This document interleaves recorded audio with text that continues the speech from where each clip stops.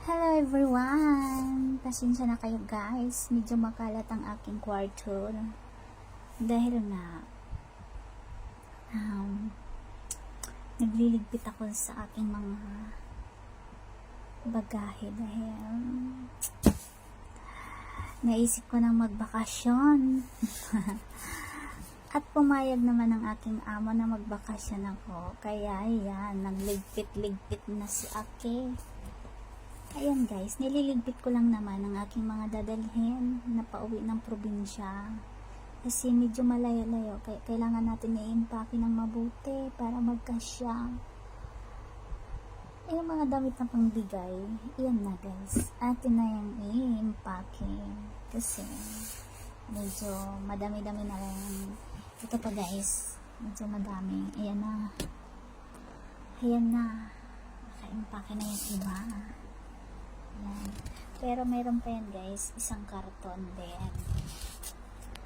Ayan, pasensyahan mo na yung aking kwarto today kasi medyo makalat talaga siya.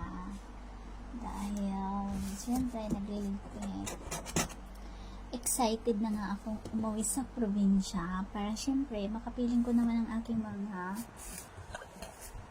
anak. Curse. Ayun,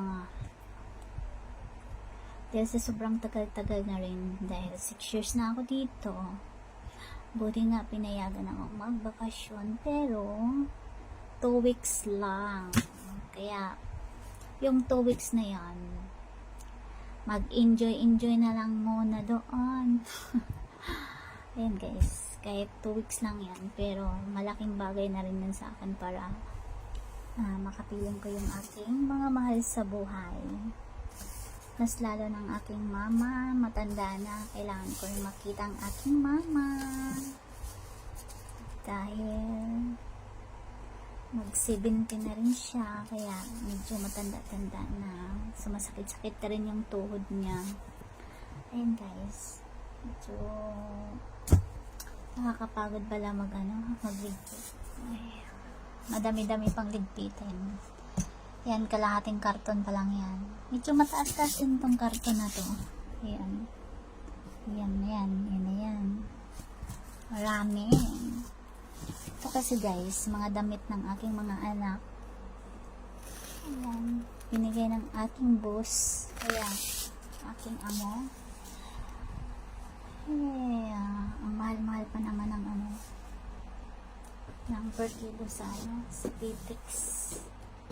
Sana konti lang yung mabayaran ng 2 karton itong akin guys. Ayan, dahil 3 kami uuwi, si Ate Amits at saka si Abi. Good luck na lang sa amin. Char. Ayan, tatapusin ko muna ang aking pagliligpit. Bye muna guys.